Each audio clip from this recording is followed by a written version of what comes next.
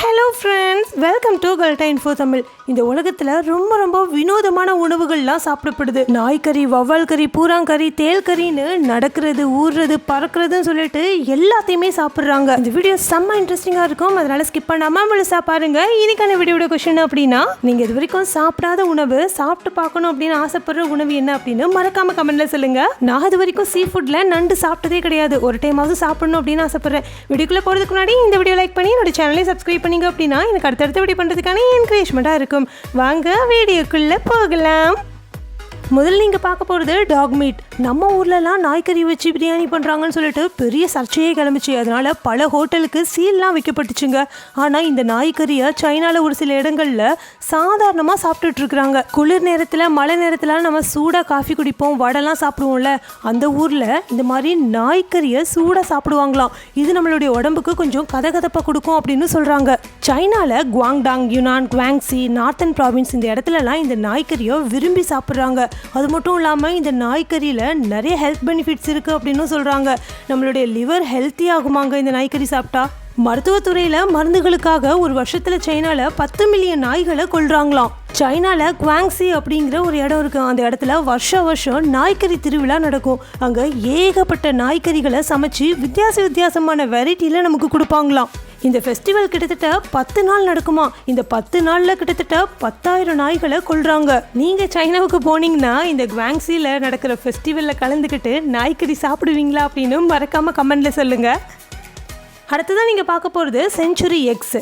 இது சாதாரணமாக நம்ம சாப்பிட்ற கோழி, வாத்து, காடை இதிலிருந்து எடுக்கப்படுற முட்டைகள் தான். ஆனால் இந்த முட்டைகளை பதப்படுத்துகிற முறை தான் ரொம்ப வித்தியாசமாக இருக்கும். இந்த முட்டைகளை பதப்படுத்தி சில நாட்கள், சில வாரங்கள், சில மாதங்கள், ஏன் சில வருஷங்கள் கூட கழித்து சாப்பிடுவாங்களாம். இதை பதப்படுத்துகிற முறை ரொம்ப வித்தியாசமானதாக இருக்கும். களிமண், சாம்பல், உப்பு இது எல்லாத்தையுமே கலந்து இந்த முட்டை மேலே தடவி பல வருடங்களுக்கு அப்படியே வச்சுருவாங்களாம். ஒரு சில மாதங்கள் கழித்து இதை எடுத்து இதனுடைய ஓட்டை உடைச்சாங்கன்னா இதுக்குள்ளே பாருங்களேன், க்ரீனிஷ் பிளாக் கலரில், ஒயிட் கலரில் இந்த மாதிரி ஒரு டெக்ஸ்சரில் நமக்கு இந்த முட்டை கிடைக்கும். இது ஜெல்லி மாதிரியான டெக்ஸ்சர்ல இருக்கும். அதுக்குள்ள இருக்கிற யோக் கிரீமியா இருக்கும். இது ரொம்ப ரொம்ப சுவையா இருக்கும்னு சைனால இதை சாப்பிட்றவங்க சொல்றாங்க. சைனாவுடைய ரொம்பவும் பழமையான ட்ரெடிஷனலான உணவு அப்படின்னா இந்த செஞ்சுரி எக்கை தான் சொல்றாங்க. அதனுடைய வரலாற்று புத்தகத்தையும் இது இடம் பிடிச்சிருக்கு. அடுத்ததான் நம்ம பார்க்க போகிறது ஃப்ரைட் சென்டிபீட். வேறு ஒன்றும் கிடையாது, பூரான். பார்க்குறதுக்கு அருவருப்பாக இருக்குது, இது கடிச்சா விஷம்னு சொல்லிட்டு நம்ம அடித்து கொள்கிற இந்த பூரானை சைனாவில் சுவையான உணவுன்னு சொல்லி சாப்பிட்டுட்ருக்குறாங்க. அதுவும் இந்த சென்டிபீட் ஸ்குவேர்ஸ்ன்னு சொல்லப்படுற இந்த குச்சியில் இந்த பூரானை குத்தி நல்லா டீப் ஃப்ரை பண்ணி சாப்பிட்ற இந்த முறையை ரொம்ப ரொம்ப சுவையான உணவுன்னு சொல்கிறாங்க. சைனீஸ் குசினில் இந்த உணவு கண்டிப்பாக இடம் பிடிக்குமாங்க. இதில் நிறைய மெடிசினல் பெனிஃபிட்ஸும் இருக்குன்னு சொல்கிறாங்க. சென்டிபீட் ஸ்குவேர்ஸ்ன்னு சொல்லப்படுற இந்த குச்சிகளில் பூரானை குத்தி டீப் ஃப்ரை பண்ணுற இந்த மெத்தடில் இதை நல்லா சீசன் பண்ணி இதுக்கு எக்ஸ்ட்ரா கிரன்ச்சினஸ்க்காக நிறைய ஃப்ளேவர்ஸ் எல்லாம் ஆட் பண்ணுறாங்க. இதை பொரிக்கும் போது இந்த பூரானுக்கு இருக்கிற 1000 கால்களும் நல்லா பொரிஞ்சு ரொம்ப ரொம்ப கிரன்ச்சியாக இருக்குமா. இந்த பூரான்லேயே ரொம்ப சுவையாக இருக்கிறது இந்த பூரானுடைய கால்கள் தானே இதை சாப்பிட்றவங்க சொல்கிறாங்க. இந்த பூரான் மாதிரியே அங்கே சிகாஸ், அதாவது வண்டுகளையும் இந்த மாதிரி பொரிச்சு சாப்பிடுவாங்களாம். இது ட்ரெடிஷ்னலான சைனீஸ் மெடிசனும் சொல்கிறாங்க. சைனாவில் பல வருட காலமாக இந்த பூரானை நல்லா ட்ரை பண்ணி அதை ஹீல் பண்ணுறதுக்காக யூஸ் பண்ணிக்கிறாங்க. நம்ம எங்கேயாவது கீழே விழுந்து அடிபட்டுருச்சுன்னா நமக்கு திறந்த காயங்கள் வரும், அதில் நிறைய ரத்தம் வரும், அதில் பாக்டீரியாஸ், அதாவது டெட்டானஸ் அப்படிங்கிற பாக்டீரியாவும் உருவாகும். அந்த பாக்டீரியாவை அழிக்கக்கூடிய எல்லா மெடிசினல் பெனிஃபிட்ஸும் இந்த பூரான் கிட்ட இருந்து தான் எடுக்கப்படுது. அடுத்ததான் நீங்கள் பார்க்க போகிறது சிக்கன் ஃபீட். பொதுவாக நம்ம கோழிக்கறி வாங்கும்போது அந்த கோழிகளுடைய கால்கள், அந்த பாதங்களை மட்டும் நம்ம கழிச்சிருவோம். எந்த கடைகள்லையுமே இந்த மாதிரி கோழி பாதங்களை நமக்கு கொடுக்கறது கிடையாது. அப்படி வேண்டான்னு ஒதுக்கப்படுற இந்த கோழியினுடைய பாதங்களை சைனாவில் விரும்பி சாப்பிட்றாங்க. இதுக்கு அதிகமான டிமாண்டும் சைனாவில் இருக்குது. என்னடா இது, சைனாவில் டைனிங் டேபிளை தவிர எல்லாத்தையும் சாப்பிட்ருவாங்க போல அப்படின்னு நம்ம கிண்டலாக சொல்லலாம். ஆனால் இதில் நிறைய ஃப்ளேவர்ஃபுல்லான ஸ்பைசஸ்லாம் சேர்க்கும்போது ரொம்ப சுவையாக இருக்குமா. சைனீஸ் கல்ச்சரில் இந்த கோழி கால்களுக்கு அதிகமான இடம் இருக்குங்க. இது அதிகமாக விரும்பியும் சாப்பிட்றாங்க. அடுத்ததான் நீங்கள் பார்க்க போகிறது rice that is not rice. பல வருஷத்துக்கு முன்னாடி நீங்கள் எல்லாருமே நிச்சயமாக கேள்விப்பட்டிருப்பீங்க. சைனாவில் ஒரு அரிசி கண்டுபிடிச்சிருக்காங்க. அது முற்றிலும் பிளாஸ்டிக்கால் செய்யப்பட்டதான். இந்த பிளாஸ்டிக் அரிசியை யாருமே வாங்காதீங்க. சைனாவுக்கு போகிறவங்க இதை வாங்கி சாப்பிட்றாதீங்க. நமக்கு வர்றது கூட இந்த மாதிரி சைனாவுடைய அரிசியாக தான் இருக்கும் அப்படின்னு பல வதந்தி கிளம்பிச்சு.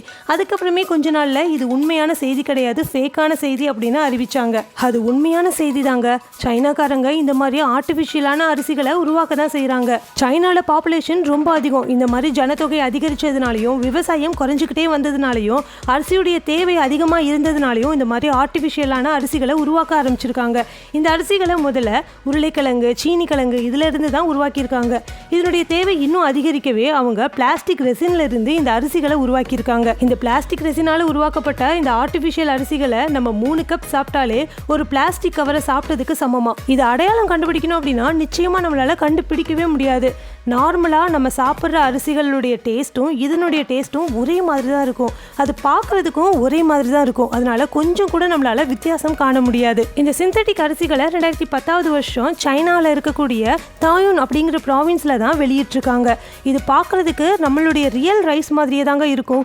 உண்மையான அரிசிகளுடைய விலையில தான் இந்த சிந்தட்டிக் ரைஸுமே விற்கப்படுது. இந்த சிந்தட்டிக் அரிசிகளை நம்ம சாப்பிட்றதுனால நம்மளுடைய இரைப்பையிலிருந்து கல்லீரல், நம்மளுடைய சிறுநீரகம் இது எல்லாமே டோட்டலா டேமேஜ் ஆயிருமாங்க. இதனால சைனீஸ் கவர்மெண்ட் இந்த மாதிரி அரிசிகளை வெளியிடுறவங்களையும் இந்த அரிசிகளையும் முற்றிலுமா தடை பண்ணணும் அப்படின்னு நிறைய சேஃப்டி லாஸையும் நிறைய பெனால்டிஸையும் இன்ட்ரோடியூஸ் பண்ணாங்க. விதிகளை மீறி இந்த சிந்தட்டிக் அரிசிகளை உருவாக்குறவங்களுக்கு கடுமையான தண்டனையும் கொடுக்கப்படுதா சொல்றாங்க. ஆனாலும் கவர்மெண்டுடைய கண்ணை தப்பி இந்த மாதிரி அரிசிகளை இப்பவும் உற்பத்தி செஞ்சுட்டு தான் இருக்காங்க அப்படின்னு சொல்லப்படுது.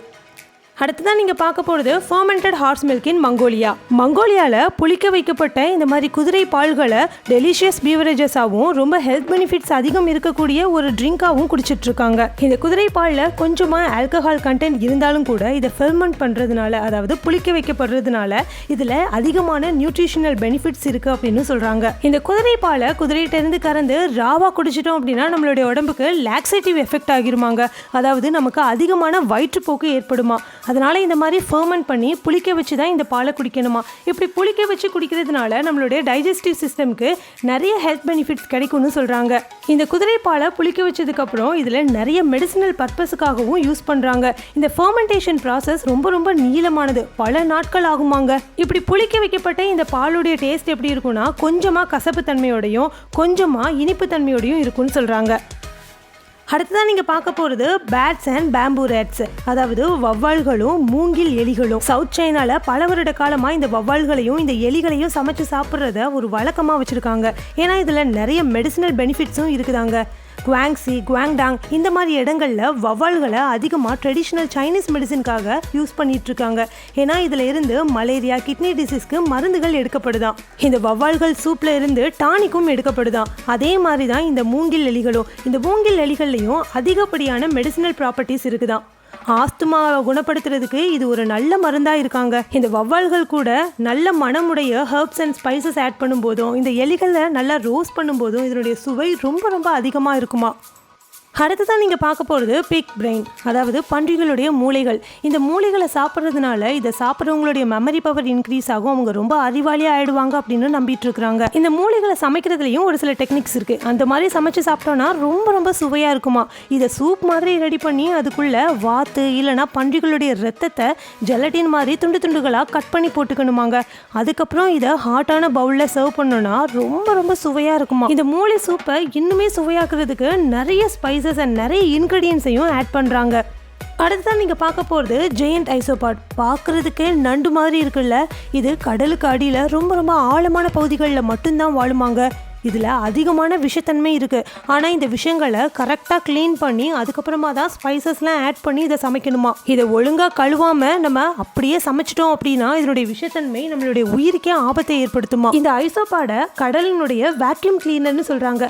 கடலுக்கடியில் தங்கக்கூடிய தூசி, துரும்பு, கல், மண் இது எல்லாத்தையுமே சாப்பிட்டு கடலை ரொம்ப நீட்டாக வச்சுக்குமாங்க. இதனுடைய தோற்றம் பார்த்தீங்கன்னா ஓவர் சைஸில் இருக்கக்கூடிய வண்டு மாதிரி இருக்கும். இது பார்க்கவும் ரொம்ப ரொம்ப அழகாக இருக்கும், ரொம்ப ஸ்மைலிங் ஃபேஸாக இருக்குமாங்க. உலகத்தோட ஒரு சில பகுதிகளில் இதை ரொம்பவே விரும்பி சாப்பிட்றாங்க. ஏன்னா இதனுடைய சுவை ரொம்ப டேஸ்ட்டாக இருக்குமா. அடுத்ததான் நீங்கள் பார்க்க போகிறது டீப் ஃப்ரைட் ஸ்பைடர்ஸ், அதாவது எட்டுக்கால் பூச்சி. எட்டுக்கால் பூச்சினாலே நம்ம பயப்படுவோம். ஆனால் சைனாவில் இது ரொம்ப ரொம்ப க்ரன்ச்சியான ஒரு ஸ்ட்ரீட் ஃபுட்டு அப்படின்னு சொல்லிட்டு சாப்பிட்றாங்க. ஹாங்ஸு, குவாங்ஸி இந்த மாதிரி இடங்களில் இது ரொம்ப ரொம்ப விரும்பி சாப்பிட்றாங்க. அந்த இடத்துல இது கூட கிறிஸ்பினஸ்க்காக நிறைய விஷயங்களை ஆட் பண்ணி இதை சாப்பிட்டுட்ருக்குறாங்க. இதை டீப் ஃப்ரை பண்ணும்போது இது ரொம்ப ரொம்ப க்ரன்ச்சியாக மாறிடும். ஃபஸ்ட்டு இதனுடைய லெக்ஸை தான் பிச்சு சாப்பிடுவாங்க. அதுக்கப்புறமா தான் இதனுடைய பாடி வந்து ரொம்ப க்ரன்ச்சியாக இருக்காது. ஆனால் டேஸ்ட்டு ரொம்ப மைல்டாக ரொம்ப ரொம்ப ஸ்லைட்டான ஸ்வீட்னஸோடு இருக்கும்.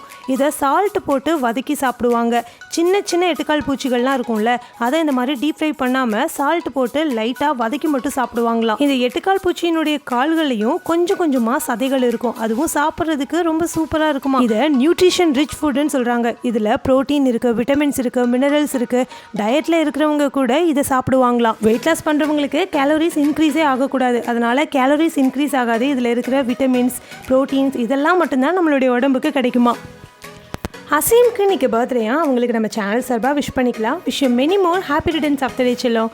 இந்த டிராயிங் தர்ஷினி வரைஞ்சது தான். ரொம்பவே அழகாக வரைஞ்சிருக்கீங்க. உங்களுக்கு செம்ம டேலண்ட். இதே மாதிரி உங்களுடைய கமெண்ட்டும் என்னோட வீடியோவில் இடம்பெறணும்னு நினச்சிங்கன்னா ஒவ்வொரு வீடியோலையும் நான் கேட்குற கேள்விக்கு நீங்கள் மறக்காமல் கமெண்ட்டில் போய்ட்டு பதில் சொல்லணும். எந்த பதில் எனக்கு ரொம்ப பிடிச்சிருக்குதோ அந்த பதில் எடுத்து நான் என்னோட வீடியோவில் சொல்லுவேன். இந்த வீடியோ ரொம்ப பிடிச்சிருந்ததுன்னா மறக்காமல் லைக் பண்ணிக்கோங்க. Thank you friends.